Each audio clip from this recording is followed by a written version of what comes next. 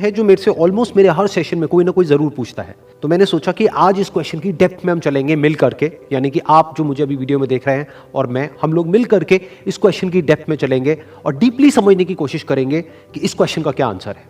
वो क्वेश्चन है कि हमेशा मोटिवेटेड कैसे रहे। तो इससे पहले कि इस क्वेश्चन की हम डेप्थ में चले, मैं आपको बताना चाहूंगा एक ऐसी स्टडी के बारे में जो बहुत ही इंटरेस्टिंग है। वो हुई थी कोलंबिया यूनिवर्सिटी में 1998 में। एक प्रोफेसर ने स्टडी को किया जिसमें कि बहुत सारे बच्चे थे जो कि सारे 5th स्टैंडर्ड के थे और उनको पजल्स थी बहुत तरह तरह की सॉल्व करने के लिए। उसमें से कुछ पजल्स बहुत ही मुश्किल थी, कुछ बहुत ही आसान थी। उसके बाद में जब उन बच्चों ने उन पजल्स को सॉल्व किया तो उसके बाद में सभी बच्चों को एक ही बात कही गई कि आपने बहुत अच्छा किया।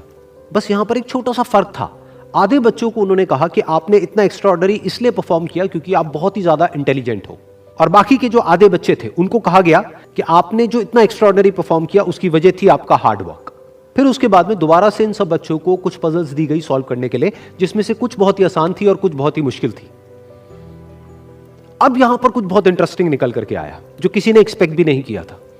वो बच्चे जिनको कहा गया था कि आप बहुत इंटेलिजेंट हो, बहुत स्मार्ट हो, उनको जब वो पजल्स मिली तो उन्होंने क्या किया, जो मुश्किल पजल्स थी उसको छोड़ दिया, आसान पजल्स के ऊपर काम करना शुरू किया और उसमें भी कुछ देर बाद ही वो बच्चे बोर हो गए।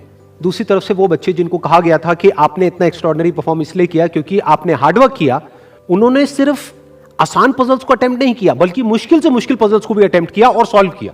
फिर उसके बाद में जब ये पूरी स्टडी कंप्लीट हुई तो उन बच्चों से पूछा गया कि किसको ज्यादा मजा आया इसको करने में। तो वो बच्चे जिनको कहा गया था कि आप बहुत इंटेलिजेंट हो, उनको मजा नहीं आया, यानी कि वो मोटिवेटेड नहीं थे।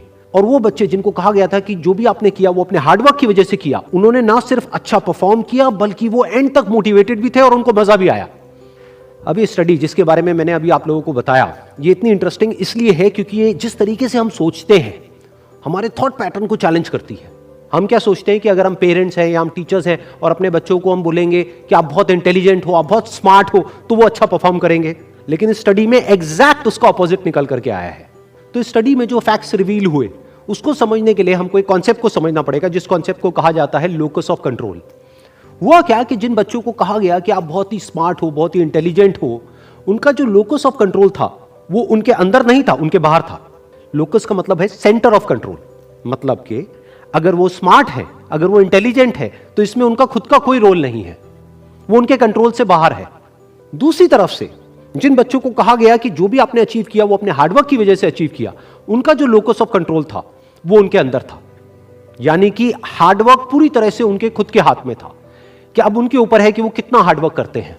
और ये सिर्फ इस स्टडी में निकल करके नहीं आया है, इस तरह की और भी बहुत सारी स्टडीज हुई हैं, बहुत सारी रिसर्चेस हुई हैं जहां पर एग्जैक्ट यही चीज निकल करके आई है कि अगर हम खुद को हमेशा मोटिवेटेड रखना चाहते हैं तो उसका सिर्फ एक तरीका है कि जो कंट्रोल है वो पूरी तरह से हमारे अपने हाथ में होना चाहिए। तो अब समझने की कोशिश करते हैं कि ऐसा क्या होता है कि जो कंट्रोल है वो हमारे हाथ से चला जाता है, और ऐसा क्या होता है जब कंट्रोल हमारे हाथ में आ जाता है।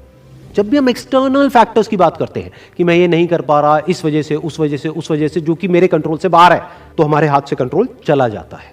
लेकिन जब हम बात करते हैं कि हम एग्जैक्टली क्या कर सकते हैं, जब हम अपनी कैपेबिलिटीज के बारे में बात करते हैं, तब कंट्रोल पूरी तरह से हमारे हाथ में आ जाता है। जब हमारा फोकस उन रीजंस पे नहीं होता है जिनकी वजह से हम वो नहीं कर सकते जो हम करना चाहते हैं, बल्कि उस जगह पर होता है कि जिस वजह से हम वो कर सकते हैं जो हम करना चाहते हैं, तब हम अंदर से मोटिवेटेड होते हैं। फॉर एग्जाम्पल, आप जिस भी फील्ड में हो, उस फील्ड में कुछ लोग हैं जो टॉप पे बैठे हैं। आपके पास में दो ऑप्शन है। एक, आप बोल सकते हो कि वो लोग, उनके अंदर कुछ स्पेशल है, उनके अंदर कुछ एक्स्ट्राऑर्डिनरी है, उनके अंदर कोई ऐसा टैलेंट है जो आपके अंदर नहीं है, या फिर उनकी किस्मत है जिसकी वजह से वो वहां पर बैठे हैं, या फिर उनके पास में कुछ था, किसी का सपोर्ट था जिस वजह से वो वहां पर है। अगर इसमें से ऐसा आपने कुछ भी बोला तो आप फंस गए। अब आप मोटिवेटेड नहीं रह सकते उस काम को करने के लिए जो आप काम कर रहे हो, क्योंकि अब कंट्रोल आपके हाथ से बाहर है। क्योंकि अब अगर आपके पास में वो है ही नहीं जो उनके पास में है, तो अब आप वो कैसे बन सकते हो जो कि वो बन चुके हैं।